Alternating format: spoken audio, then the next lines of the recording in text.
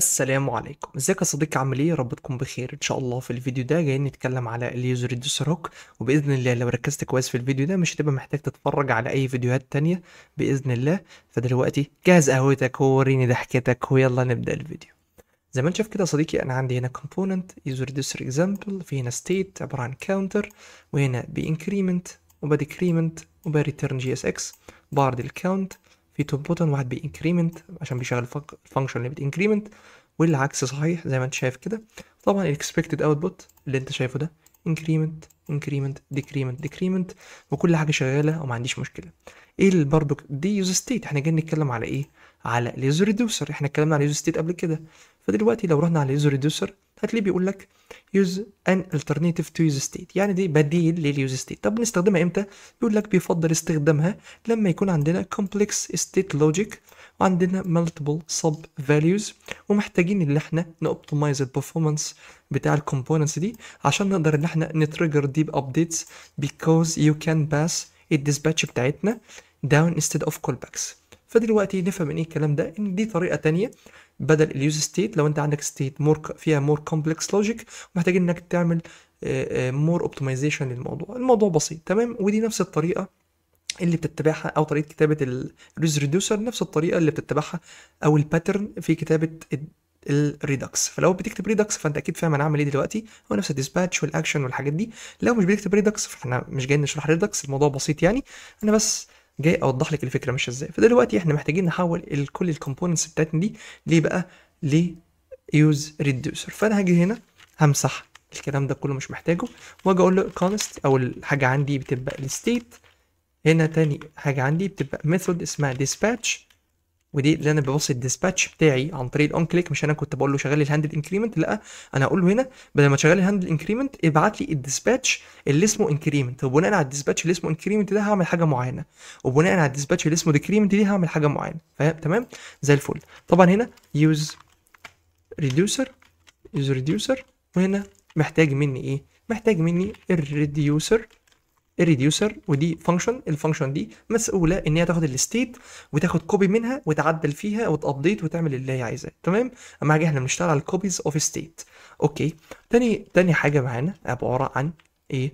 عباره بكل بساطه عن الستيت، الانيشال فاليو بتاعت الستيت بتاعتي. فانا اقول له هنا كاونت، بدايتها كاونت 0. اوكي، وعندي هنا اقول له في ايرور الديفولت فاليو بتاعته نل عشان ما عنديش ايرور دلوقتي. وهاجي هنا طبعا ما فيش حاجه اسمها ريديوسر، فانا هاجي هنا كرييت اقول له كونست ريديوسر فانكشن، عباره عن فانكشن عاديه خالص. هنا بتاخد حاجتين، اول حاجه خالص بتاخد الستيت، محتاجين نحدد التايب بتاعها هنسيبه دلوقتي فاضي، وهقول له تاخد حاجه تانية اسمها الاكشن، والاكشن ده اللي انا هبعته عن طريق الديسباتش. اوكي، مفيش مشكله. فدلوقتي الستيت دي هنعمل هنا تايب اسمه ستيت. لو انت بتكتب تايب سكريبت عارف انا بعمل ايه طبعا، عشان احدد بس التايب جاردز بتاعت الستيت بتاعتي هيكون فيها ايه. زي عندي كاونت مثلا هيكون نمبر، والايرور هيبقى بيساوي نل او سترينج. وهقول له برده كان عندي الاكشنز دي عباره عن كذا، انكريمنت او ديكريمنت، وده اللي احنا عايزين نعمله. فانا اقول له هنا انا مستني ايه؟ كاونت، هنا اتس نمبر، عندي هنا ايه كمان؟ عندي ايرور اتس null اور string. مفيش مشكله، كل حاجه زي الفل، كل حاجه تمام. تمام، الستيت دي تبقى التايب بتاعها ستيت. عندي هنا لسه تايب اكشن، عندي التايب ده اباصي هنا التايب عباره عن حاجتين، انكريمنت او ديكريمنت، حاجه من الاثنين، ديكريمنت زي الفل. هنا الاكشن الجميله هتبقى بتاخد الاكشن از تايب، وكل حاجه كده زي الفل، انا ما عنديش مشكله خالص. هنا محتاج اعمل ايه؟ هنا اشتغل على الريديوسر دي. تعال نبص هنا، محتاج ابدا اشتغل على الريديوسر فانكشن بتاعتي. هنا الريديوسر فانكشن دي، تعال نمسح الحاجات دي كلها مش محتاجينها خلاص، نمسح الكلام الجميل ده كله، نمسح الكاونت، نمسح الاون كليك فانكشن دي كده، نمسحها من هنا كده، كل حاجه تمام. طيب دلوقتي انت محتاج تعمل ايه يا مصطفى؟ بكل بساطه دي الفانكشن بتاعتي. محتاج هنا اول حاجه اجيت التايب كونست، امسك التايب همسكه منين؟ من الاكشن اللي هتتبعت. اوكي، طب الاكشن دي فين اصلا؟ هتيجي منين الاكشن ده؟ بكل بساطه لما انا اضغط هنا على الزرار اللي اسمه increment محتاجك بكل بساطه تجيب ايه الفانكشن اللي اسمها dispatch، اللي هي ديت dispatch اللي هي موجوده عندي هنا في اليوزر ريديوسر، وهنا هتبصي لها اوبجكت، الاوبجكت ده بياخد التايب اسمه increment، وهنا ده اللي محتاج اعمله. فانا بقول له بدل ما اقول له التايب دوت اكشن، انا بقول له اعمل ديستراكتنج من الاكشن على طول، عشان هو هنا بيبعت الاكشن زي ما انت شايف كده، والاكشن هنا بياخد التايب بتاعه عباره عن انكريمنت او ديكريمنت. اوكي مش مشكله، وهعمل سويتش كيس هنا، واخد التايب، وهنا التايب ده هتبدا تعمل عليه عمليات معينه. عندي هنا الديفولت طبعا هتبقى ريتيرن الستيت بتاعتي، مفيش مشكله، كل حاجه تمام. في الديفولت هي ريتيرن الستيت، ولكن لو بعت مثلا ايه بقى، لو بعت الديسباتش التايب بتاعه انكريمنت، محتاج اعمل لوجيك معين. كل اللي انا محتاج اعمله هيكون عندي الانكريمنت فاليو ما ينفعش تطلع على رقم 15، وفي حاله انها طلعت على رقم 15 مش هينفع يزود، وهيطلع لي فاليو او ايرور اسمه ماكسيمم ريجد، وهيبقى عندي في الديكريمنت ما ينفعش تنزل على الصفر عشان النيجاتيف فاليو احنا مش عايزينها، ولو نزلت عن الصفر هيفضل موجود صفر وهيطلع لي مينيمم ريجد. فدلوقتي احنا نمشي على اللوجيك ده. لو جالي التايب بتاعي انكريمنت في الحاله بتاعتي دي، لو ضغط هنا فضل يضغط لحد ما وصل لرقم 15، فانا اقول له هنا بكل بساطه لو هنا الكيس بتاعتك عبارة عن increment، بكل بساطة هتيجي تعمل ايه؟ هقول له هنا اعمل لي const، الكونست ده اسمه new counter، الكاونتر ده بيساوي ايه؟ كل مرة بقول له الكاونت اللي هو جاي من الستيت دوت كاونت بلس 1، مفيش مشكلة. اوكي، ايه كمان؟ محتاج اظبط الايرور، فانا اقول له const has error، وكل بساطة الهاز ايرور ده هيبقى عبارة عن ايه؟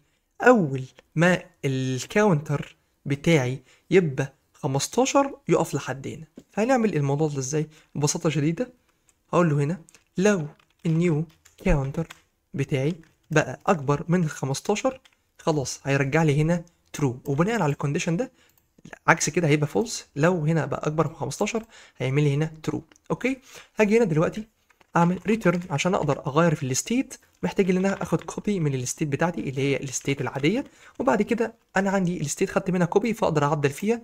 انا عندي قيمتين في الستيت، الكاونت وقلنا الانيشال فاليو بتاعته بزيرو، وعندي الايرور دلوقتي. فانا دلوقتي هقول له الكاونت هيبقى عباره عن ايه؟ لو النيو كاونتر اكبر من ال 15، اكبر من ال 15 هتعمل ايه؟ هترجع لي الستيت، هترجع لي الستيت دوت كاونت، عكس كده هترجع لي النيو كاونت. يعني بقول له لو هو اكبر من 15 هترجع لي الستيت كاونت اللي موجود دلوقتي، لو هو اقل من 15 هتعمل لي نيو كاونتر جديد، يعني هتعمل انكريمنت جديد. ان هو دلوقتي هيتشيك مثلا انا ضغطت اول مره كان زيرو، ضغطت اول مره فهو راح هنا للكاونت، بيروح يشوف الكاونت لا اقل من 15، يعني لا اكبر من 15 لا هو اقل، فالشرط ده ما اتحققش، فبالتالي عمل نيو كاونتر فزود على الكاونت زيرو بقى واحد، وهكذا. تمام، مفيش مشكله. طب الايرور بتاعتك لو الهاز ايرور، لو في هاز ايرور معناها ان الشرط ده اتحقق، ان الهاز ايرور ده معناها ان الكاونتر عدى ال 15، فطلع لي هنا ماكسيمم ريجد. عكس كده ما تطلعليش ايرور خالص، فهيبقى نل، مفيش مشكله. حلو، ده بالنسبه لي لو انا بعت التايب انكريمنت. طيب لو انا بعت بقى الديكريمنت، محتاجك ايه؟ اون كليك ابعت لي في ديسباتش ابعت لي تايب ديكريمنت. هنا لما ابعت لك ديكريمنت محتاج انك تهندل الكلام ده كله، فناخد الكود ده كده كوبي بكل بساطه، وهاجي هنا اقول له في الديكريمنت مش الانكريمنت، هناخدها بالظبط زي ما هي موجوده. هتعمل لي ايه بقى؟ هتعمل هنا نيو كاونتر بس هيبقى ماينس 1، وهنا هذا ايرور لو نيو كاونتر اصغر من ايه بقى؟ من الزيرو، عشان مش عايزه ينزل تحت الزيرو. هتعمل لي ايه؟ هتخلي الدي بترو، وهنا كل مره الكاونتر هيقل، واجي هنا اقول له اعمل لي كوبي من الستيت عادي جدا، خدت نسخه منها عشان اقدر اعدل عليها. اقول له الكاونت بتاعي هيبقى نيو كاونتر لو هو اقل من الزيرو، هتعمل لي ايه؟ هترجع لي الستيت دوت كاونت يعني مش هيقل، عكس كده هتعمل نيو كاونتر يعني هيفضل تقلله. لو الهاز ايرور هتعمل لي مينيمم ريجد، يعني هنا لو الشرط ده بترو تمام، لو الشرط ده فولس تمام. عندي هنا مشكله بسيطه جدا، ان هنا انا بستخدم المفروض الستيت دي هنا، هاجي اقول له هنا محتاج ان انا اقول له الستيت بتاعتك الجميله، محتاج ان أنا اعرض الكاونت دوت كاونت. اوكي، طبعا الايرور بتاعي هيبقى هنا عندي، اقول له لو عندي الستيت دوت ايرور، في ايرور هتعمل لي ايه؟ هترجع لي هنا مثلا باراجراف هتعرض لي فيه الستيت دوت الايرور، وهنا هنقول له مثلا الستايل عباره عن الكالر ريد، مفيش مشكله. ودلوقتي احنا محتاجين نعرف ايه المشكله. عندي هنا التايب لازم يكون فيه يساوي كده، كل حاجه تمام ما عنديش اي مشكله. وكده هنعمل سيف ونبدا نشوف الاوتبوت بتاعنا. كل دي ايرورز، نعمل ريفرش، كل حاجه تمام. نعمل انكريمنت انكريمنت انكريمنت انكريمنت، كل حاجه زي الفل شغاله لحد ما نيجي نوصل لل 15. بعد ال 15 مهما ضغطت مش هينفع اي حاجه، وهيقول لي هنا ماكسيمم ريجد. تعال نبدا نشوف الديكريمنت، ديكريمنت لحد الكاونت زيرو بقى مينيمم ريجد. تعالى بقى نبدا نشوف اللوجيك تاني مع بعض. ايه اللي حصل بكل بساطه؟ هنا ده اليوز ريديوسر بياخد ايه؟ تعالى نقفل دي خالص. اليوز ريديوسر بياخد هنا ستيت اللي هي بتاعتي الكاونت زيرو والايرور، ودي الستيت بتاعتي تمام. بياخد الديسباتش ودي الفانكشن اللي انا ببعت منها الاكشن. الاكشن بتاعي ده اللي هو ايه؟ انكريمنت او ديكريمنت. جميل جدا. وهنا اليوز ريديوسر بياخد هنا الريديوسر ده بيرجع منه ستيت وديسباتش، وهنا بيستقبل هنا ريديوسر والستيت بتاعتي تمام. ودي الانيشال فاليو بتاعت الستيت، مفيش مشكله. هنا الريديوسر بتاعي ده عباره عن ايه؟ عباره عن فانكشن عاديه خالص بتاخد الستيت، وانا هنا بحدد التايب بتاع الستيت عشان اكون متاكد من كل حاجه ما يحصليش عندي ايرور. وهنا بياخد الاكشن، الاكشن ده اللي هو ايه بكل بساطه؟ ان هو عباره عن اوبجكت، الاوبجكت ده فيه حاجه اسمها تايب، وعشان كده انا بقدر اعمل ديستراكتنج للتايب من جوه الاكشن. جميل جميل. دي سويتش ستيتمنت عاديه خالص، بقول له التايب بتاعي ده لو هو جالك الكيس بتاعته انكريمنت هتعمل نيو كاونت. نيو كاونتر، النيو كاونتر ده معناها ان الستيت دوت كاونت لو هو بزيرو هيبقى بواحد، لو هو بواحد هيبقى باتنين، كل مره هيزود تمام. وهنا هاز ايرور في حاله ان هو عدى ال 15 هيبقى الشرط ده او الكونست ده قيمته بترو.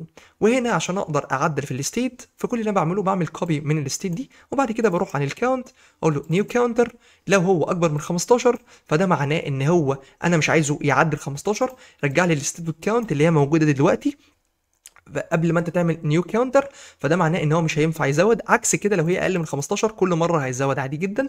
وهنا ده معناه ان في ايرور، لو الهاز ايرور بترو فده معناه ان لازم تعرض لي الايرور ده، وعكس كده اعرض لي نل يعني مفيش ايرور. ونفس الموضوع في الديكريمنت، لو بعت هنا في الديسباتش ديكريمنت كل مره هيروح للسويتش تايب يشوف التايب بتاعها، لو هو ديكريمنت هيجي هنا يعمل نيو كاونتر يعمل له ماينس 1، وبعد كده يشوف الهاز ايرور لو هو اقل من الزيرو هيبقى الشرط ده بترو، هيجي يعمل قابل للستيت ياخد الكاونت يشوف الكاونت ده لو هو اقل من الزيرو مش هينفع يقلل اكتر من كده، فهيرجع لي نفس القيمه اللي موجوده اللي هي زيرو في الحاله بتاعتي.